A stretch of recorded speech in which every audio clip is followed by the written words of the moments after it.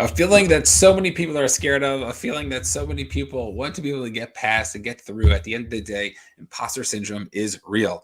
And we need to try to figure out what it is that we could do. How do we handle those feelings, those emotions when they pop up? And what is it we can start to do to allow ourselves to really embrace imposter syndrome? Because at the end of the day, I'm going to share with you an insight of why imposter syndrome is actually a very good thing. And if you have like no idea what I'm talking about in terms of imposter syndrome, so imposter syndrome is the feeling that emotion that you get when you're about to do something and you just don't feel like you're the right person for the job. You don't feel like you're capable. You see the other people around, you're like, oh my gosh, I'm not like all those people. And what ends up happening is that we have to realize that everyone's going to feel imposter syndrome whenever they're taking their lives to the next level. So whether you just started out and you're just getting that first job, or whether your job and you're getting promoted, or whether you're going to a new company, whatever it is that you're going to be doing, you're going to be feeling that emotion of imposter syndrome. And what we have to try to do it, what we have to try to understand is how can we balance that emotion to allow it to help serve us as opposed to hold us back and not take that opportunity. Because there's so many times where people might get that emotion, might get that feeling, and what they end up doing with it is that they end up not taking the action that they're supposed to be taking, or the action that they want to be taking.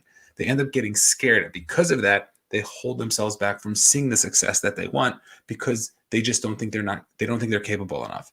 And what we have to realize that if you're in a situation, if you're in a position where you're going to be growing, if you are in a position where you're going to be taken to the next level, that discomfort, that feeling that you have inside is really a good thing, because all it is showing, it's showing that you are growing in the moment. You are expanding in that time. And I want to tell you a story. There's one time this person that I know, I was having a conversation with. She was a client of mine, and we were talking about, you know, in terms of her profession, like what is she going to do and where is she going to, where she wants to end up. And she wanted to get a few more. She was in the middle of schooling, and she wanted to get another degree. And this was like before we started working together, and we had a conversation. And she said, "I just want to get like another degree to like on top of my master's, just because like I think it'll be really beneficial and this and that." And then she ended up getting that degree. And then as towards the end of that degree, we had another conversation, and she was like, "Yeah, I know I'm finishing this degree, but I want to get like another certificate or another degree." And she kept saying that over and over again. And then there's like 2 or 3 degrees or certificates that she was looking to get. And I kept asking her, like, I was so curious. I'm like, because you just said that like you were good, and now all of a sudden like you're not good. So like, what's going on here? And what she told me was that she kept pointing at other people, other teachers of her, other professors of hers that were, you know what, they had those 3 or 4 degrees. And she said, well, I want to be like that person, but I'm not there yet. So I'm going to wait to get there. And when she got there, she saw other professors who had more degrees and more certificates. And all of a sudden, there was like this never ending cycle of her needing to put herself out there in order to get the permission, sort of say, to do the stuff that she wanted to do. And she just wanted to be a teacher. Like it didn't, like she didn't want to necessarily be teaching in some Ivy League like college or whatnot. She just wanted to be teaching, maybe start her own type of teaching style that she, figured out and whatnot. But it wasn't this whole big massive thing that she wanted to do. And she kept psyching herself out. And that is like the epitome of imposter syndrome, where you feel like you're not ready yet, that you might have done it, but I can't take myself to the next level. And what's interesting is that for so many people who've been through college and they start getting a job and they major in a specific topic, everybody, I don't know what industry this wouldn't apply to, but everybody says that they learn more the first month that they're in the job than they've done in the whole college. And the question is why? Like, what is that? And the reason is because like the practical skills that we're going to need to do are very different than the theory. And it's pretty much all theory in college. And what we have to realize is that when you're, when you're given a task, when you have a boss, there's like a different energy and a different vibe that's going to be there.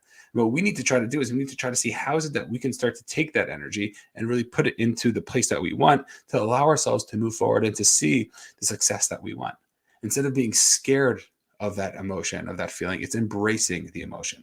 So when something does happen, an opportunity does come to us, and we want to take it and we get nervous, instead of saying, oh my gosh, I'm scared, I can't take this emotion, I can't take it, it's, oh my gosh, I'm scared. What this means is that I'm growing in the moment, and it's pausing and it's reflecting instead of just reacting.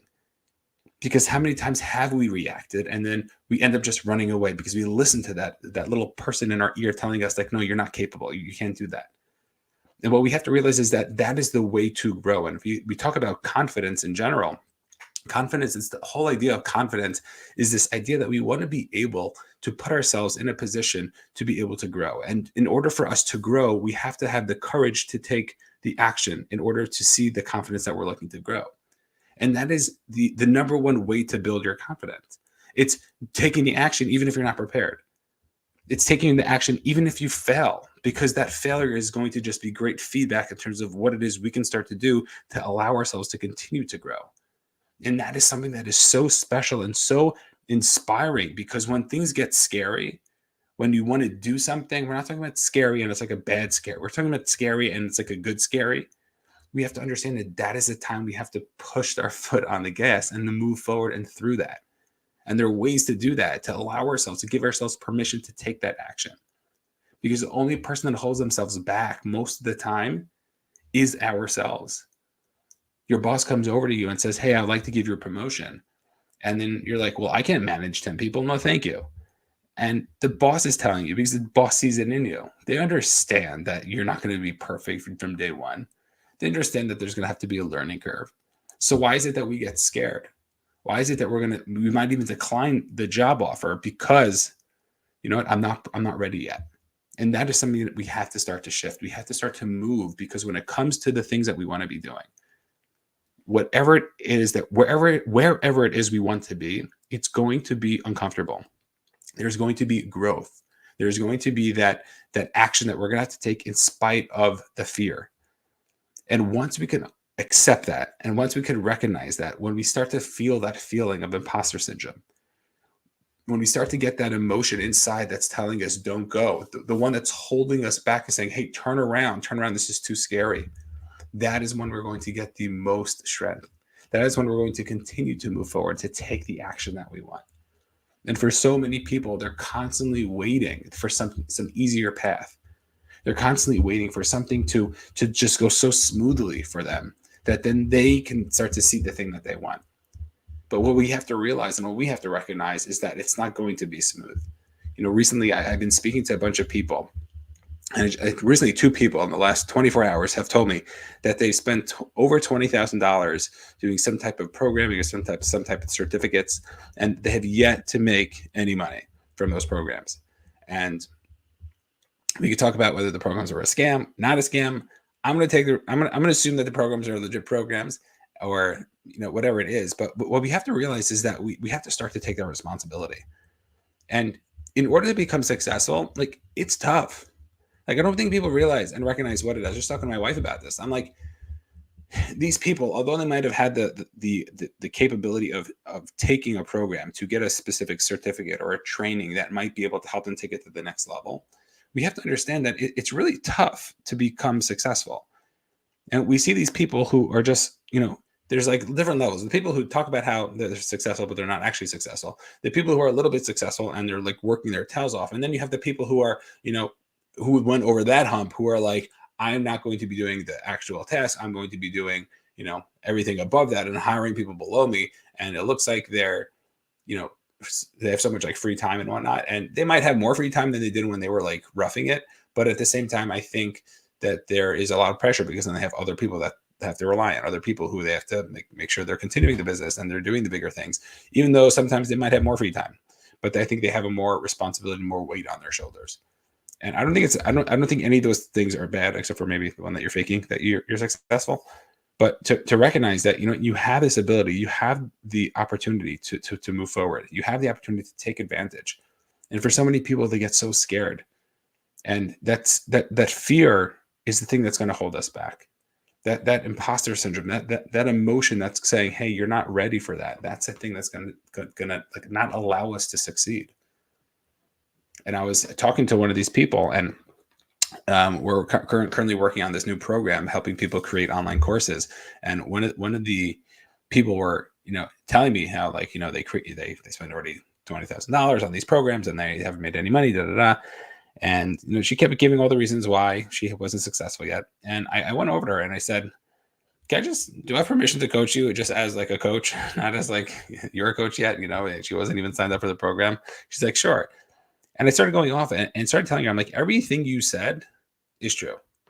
The market's hard. There are other ways that people are doing what you're doing that might be more efficient.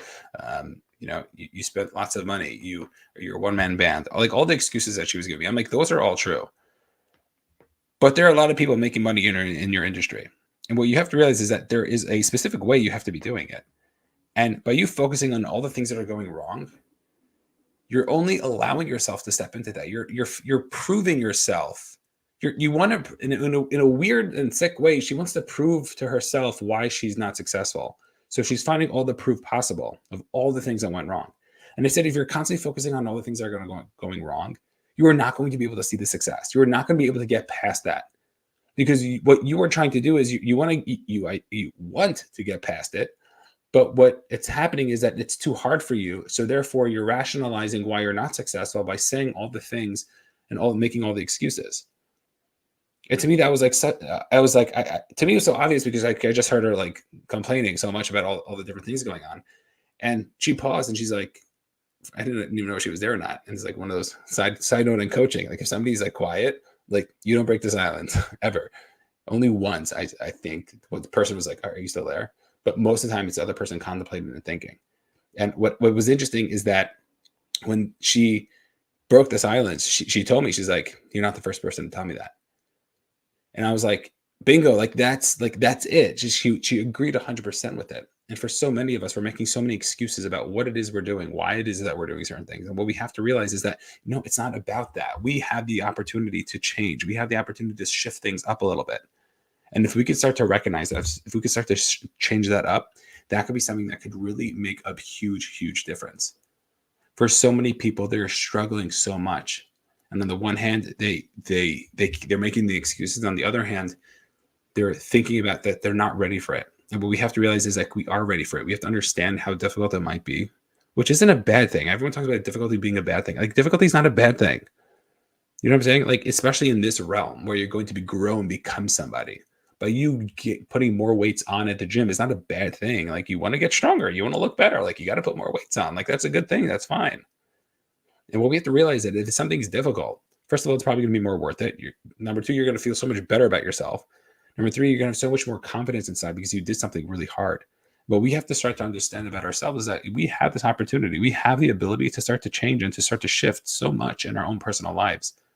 And it's really on us to make that happen. And what we have to realize is that when we are going through those moments where things are so scary, things are so difficult, it's on us. It's on us to make the difference. It's on us to make the change. And if we want to become somebody, if we want to be able to step into whatever it is we want to be stepping into, during those times, we have to move forward. We have to take that action. And that is the thing that's going to shift everything. Because there are so many people, they're so scared to move forward in those moments. When their number is called, they are petrified. And what we have to realize is that fear is actually a good fear. That means you're growing. You're becoming somebody. You're stepping into the role that you want to be stepping into. The reason why you're scared is because it means something to you. And that's a beautiful, beautiful thing. So recognizing what's going on here, reading your body, understanding, hey, my body's telling me something. What is it telling me? Is it really a bad thing? Or is this just like me being scared, which is really maybe possibly a good thing because I'm only scared because I want to really do this thing.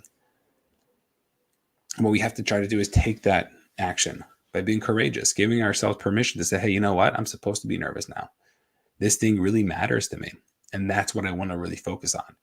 And if we can start to work on that, that could be something that can start to change so much in our own personal lives because we miss out on so many different opportunities just because we're scared, just because we don't take the action, just because we don't think we're capable enough.